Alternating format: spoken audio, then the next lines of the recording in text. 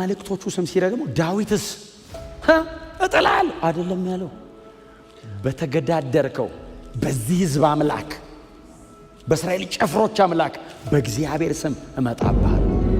ሮማዊውን ኤው ስትሉት የተሰቀለውን ክርስቶስን ኤው ስትሉት ወንበዴ ነው የሚለው ወንበዴ ነው የሚሰቅሉት ወንበዴ ይላል። ግሪካዊውን ኤው ስትለው ሞኝነት ነው ይላል። አይሁዳዊውን ኤው ስትለው የተረገመ ነው ይላል። ክርስቲያኑን ኤው ስትለው የእግዚአብሔር ኃይል ለማዳን ነው ይላል።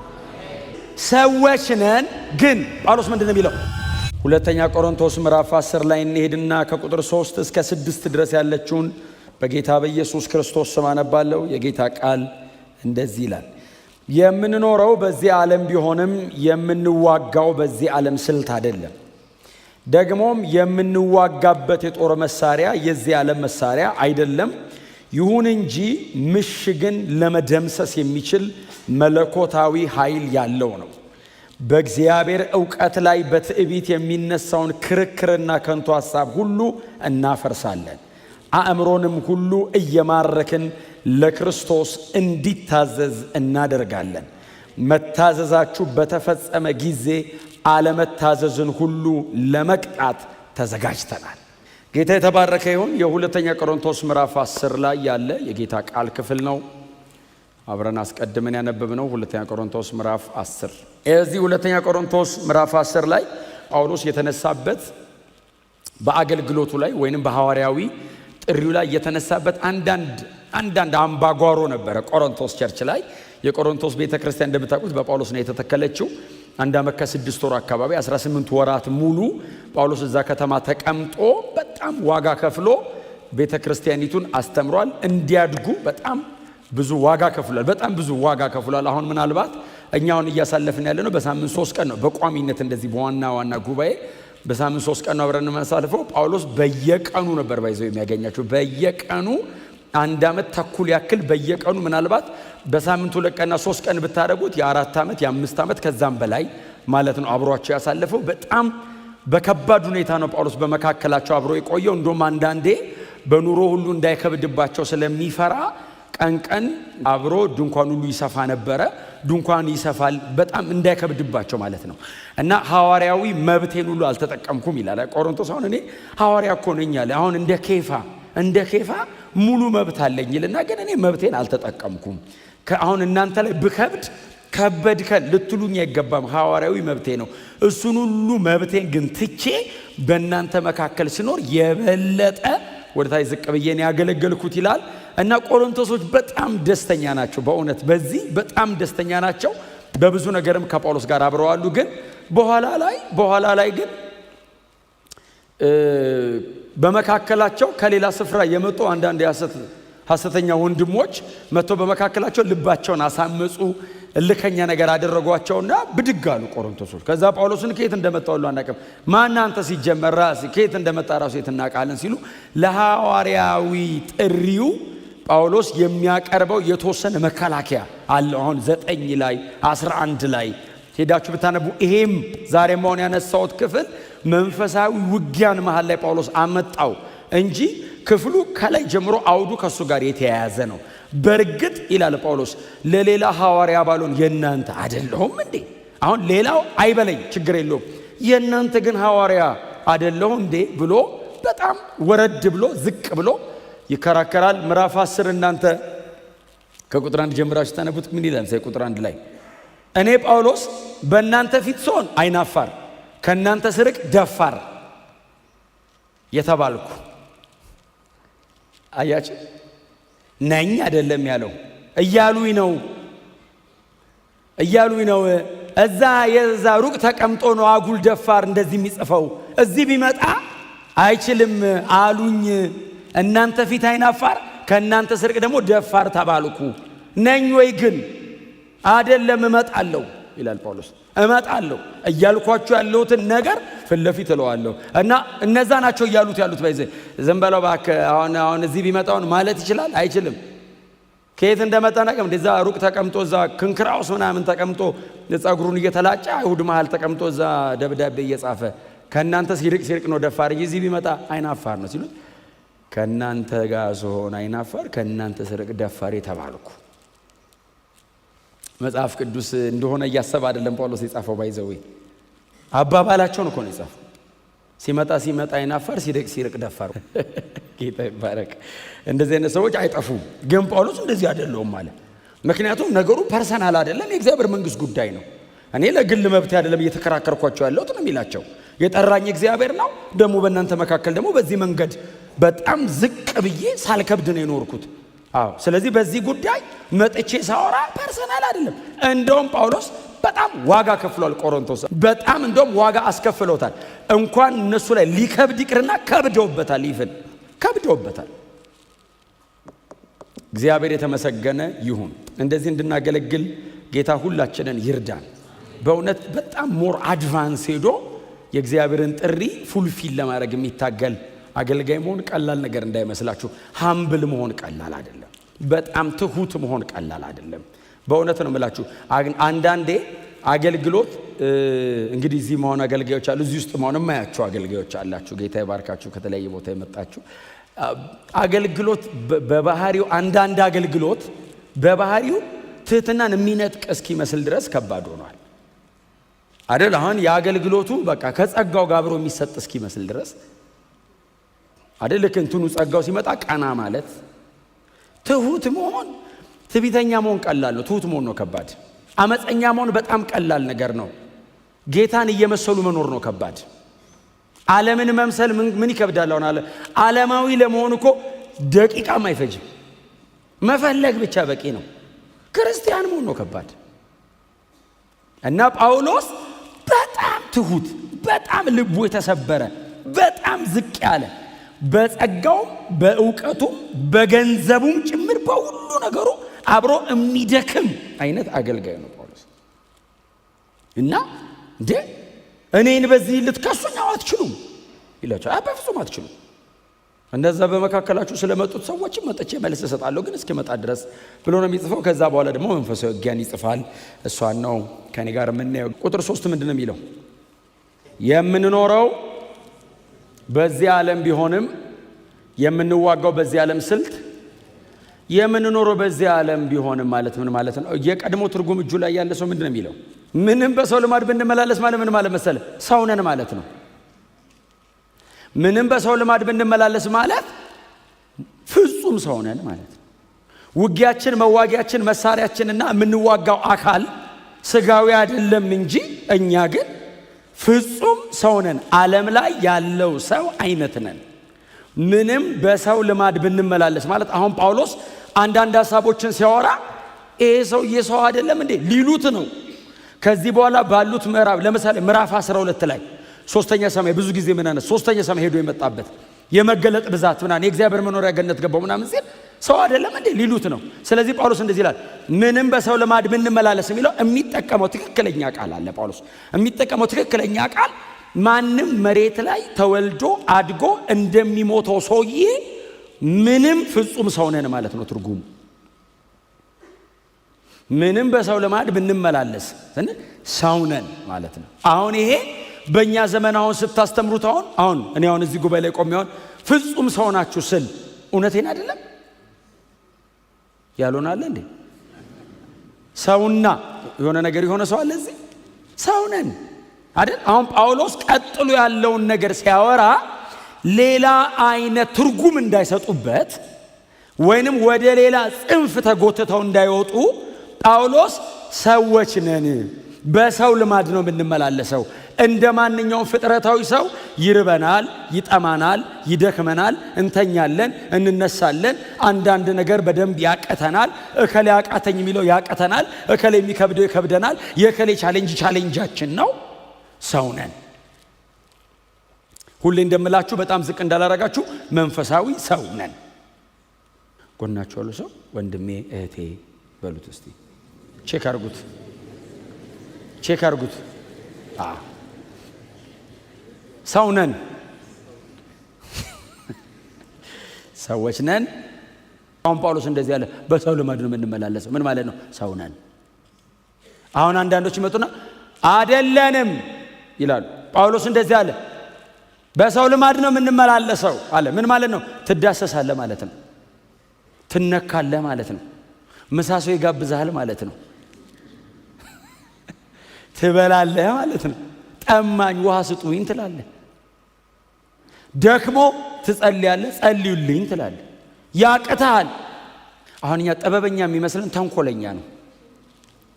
ተንኮለኛና ጥበበኛ ባይዘው አንለይም። ተንኮለኛ የሆነ ሰው ጥበበኛ አይደለም፣ እሱ ሞኝ ነው።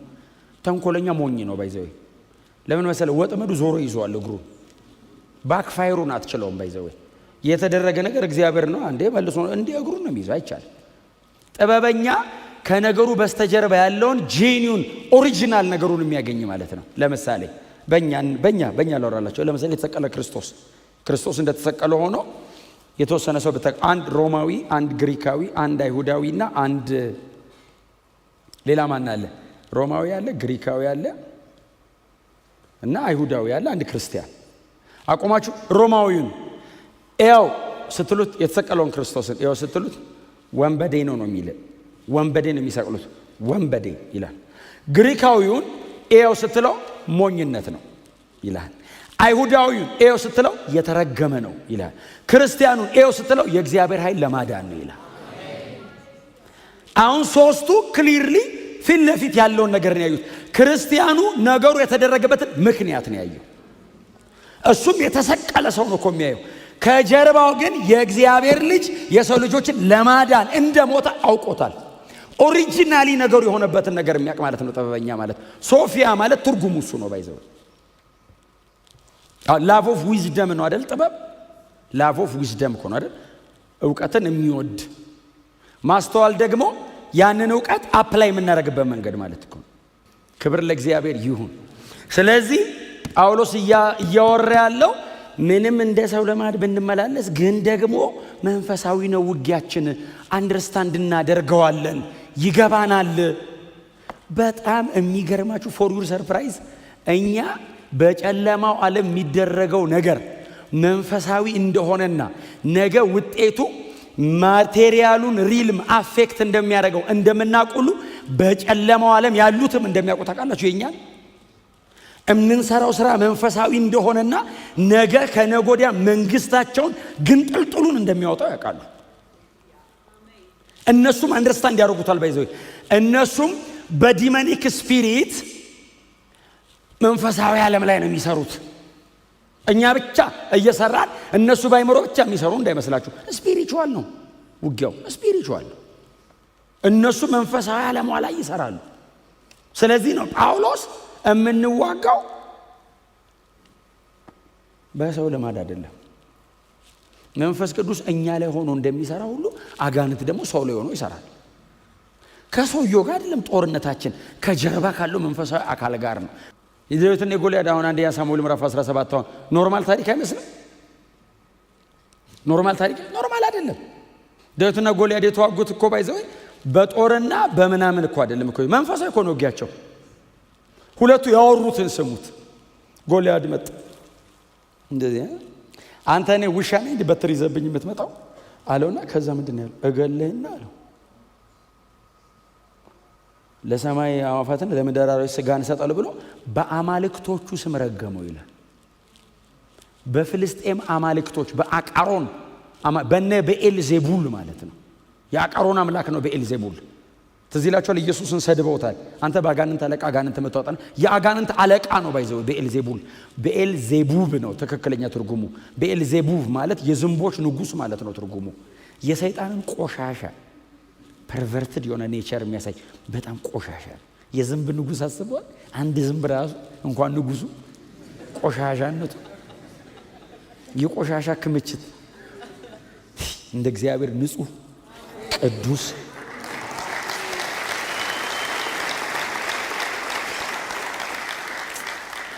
እስማ ደግመን ራሱ እንኳን ክርስቲያን ሆንኩኝ ብን አንተ የሆነ ነገር ተሰማኝ ሰውነቴን ሁሉ ይሄ ቆሻሻነቱ አንተ ሰውነትን አለመታጠብ ራሱ ከባድ እኮ ነው። እንኳን ኃጢአት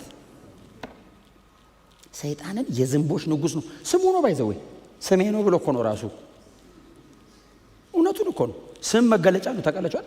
ኢየሱስ ክርስቶስ እኮ ስም ብቻ እኮ አይደለም ማንነት እኮ ነው። እግዚአብሔር እኮ ስሙ ብቻ እኮ እንዳይመስል ስም ማን ነው አሉት? እኔ አለ። አይ ማን ነው ስም? እኔ ነኝ። እኔ ነኝ ማንነቱ ነው ስሙ። ያለና የሚኖር በለኝ። ያለና የሚኖር የሚባል ስም የለም፣ ማንነት ነው። ዘላለማዊ ነኝ፣ በምን ትሰበስበኛለህ አለው። ወደዛም ወደዚህም ዘላለም ነኝ እና ማለት በለ ያለና የሚኖር በለኝ። ኢየሱስ ጌታ ነው። ነፃ ነገር ተሰማኝ። ታውቃለህ፣ ቅዱስ ነው እግዚአብሔር፣ ንጹህ ነው፣ የጠራን ወደ ቅድስናው ነው። እጅግ ክቡር አምላክ ነው። ነጥብ የለም ላዩ ላይ፣ ማንም ፈልጎ አያገኝም። ደግሞ ይሄ ቅድስና ዘላለማዊ ነው። የሚናገረው ቅድስና አይደለም፣ የሚነካ ቅድስና አለው። እንዲህ ትዳስሰዋል፣ ይራመዳል። ቅድስናው ትዳስሰው፣ ቅድስናው ነው ምንም ነገር መቋቋም የማይችለው። እግዚአብሔር ቅዱስ ነው። መላእክት የማይጠጉት ስለ ቅድስናው እኮ ነው። ቅዱስ ስለሆነ ነው በዚህ ሰው የማይቀርበው። የእግዚአብሔርን ቅድስና ዲግሪውን ሬዚስት ማድረግ አይቻልም። ምንም ነገር ኃጢአተኛ ነው በእግዚአብሔር ቅድስና ፊት።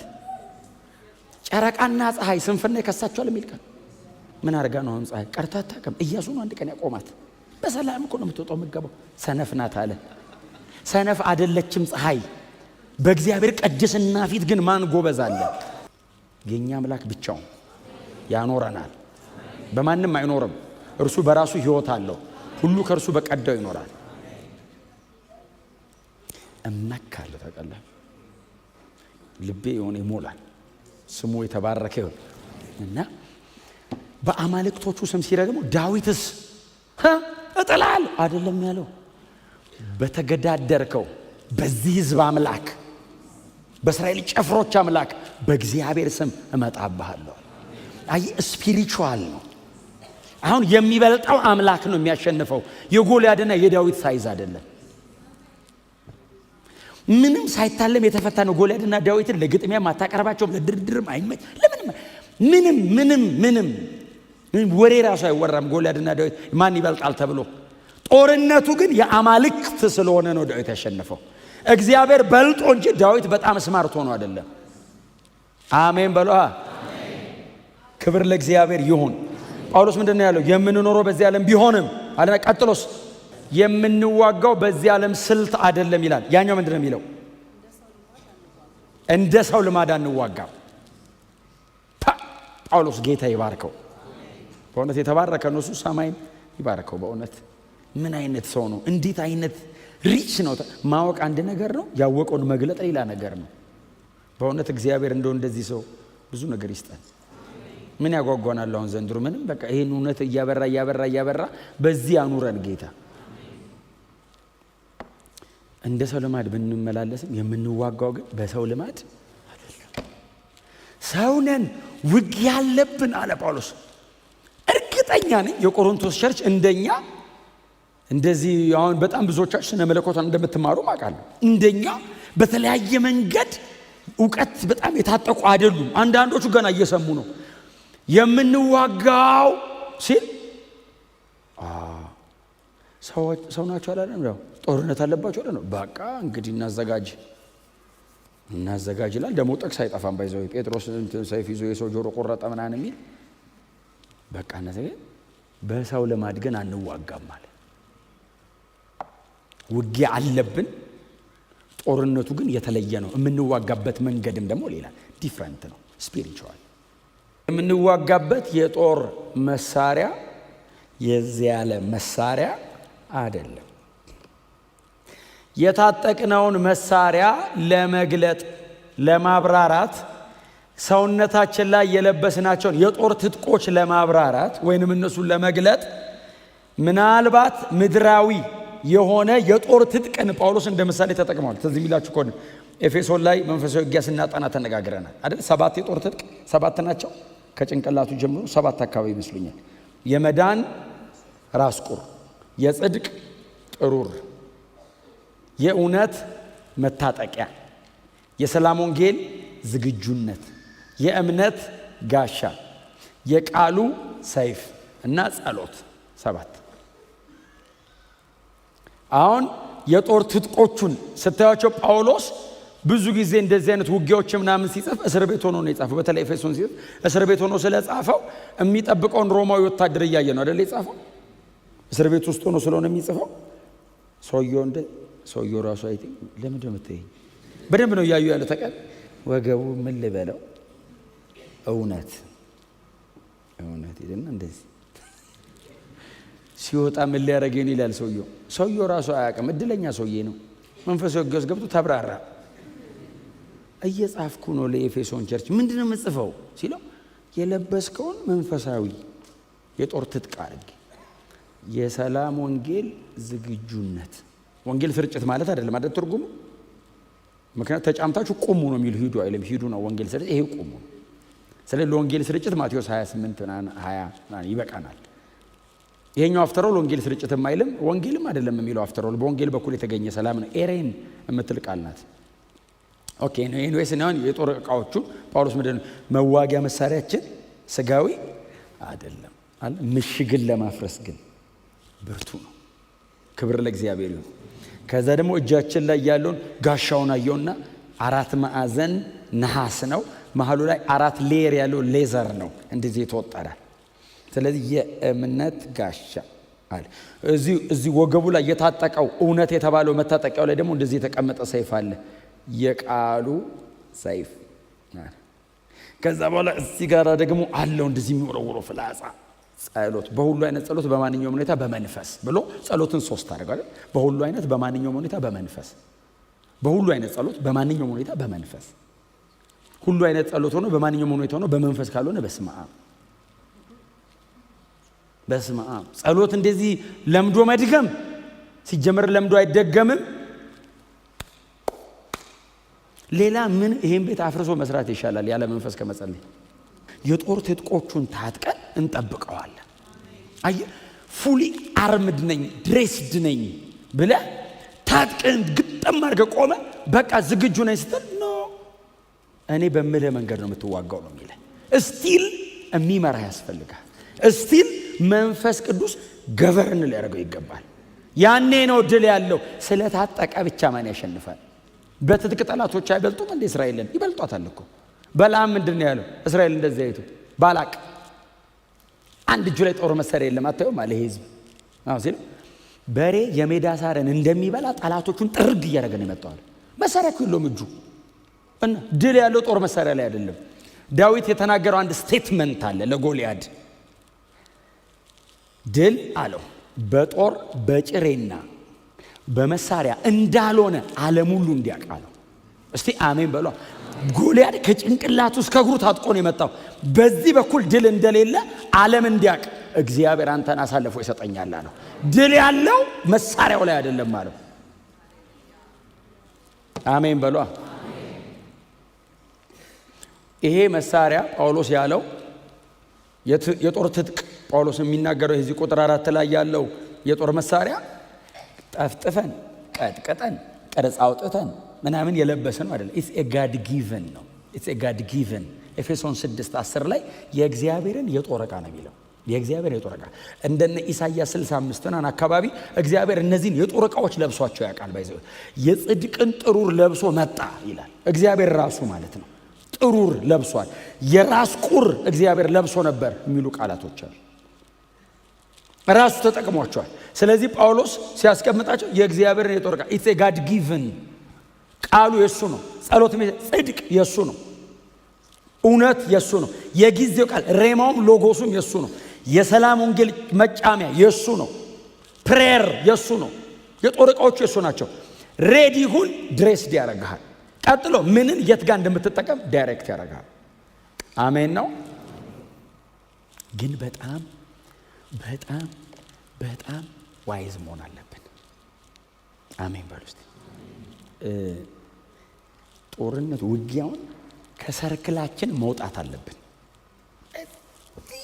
መሆን ብቻ ወደ ዓለም ማየት አለባችሁ። ለምን ሰይጣን ኦልዌይስ አንዳንዴ እንዳይመስላችሁ ኦልዌይስ ሰይጣን ታርጌት የሚያደርገው ግለሰብ ብቻ ሳይሆን ሲስተም ነው።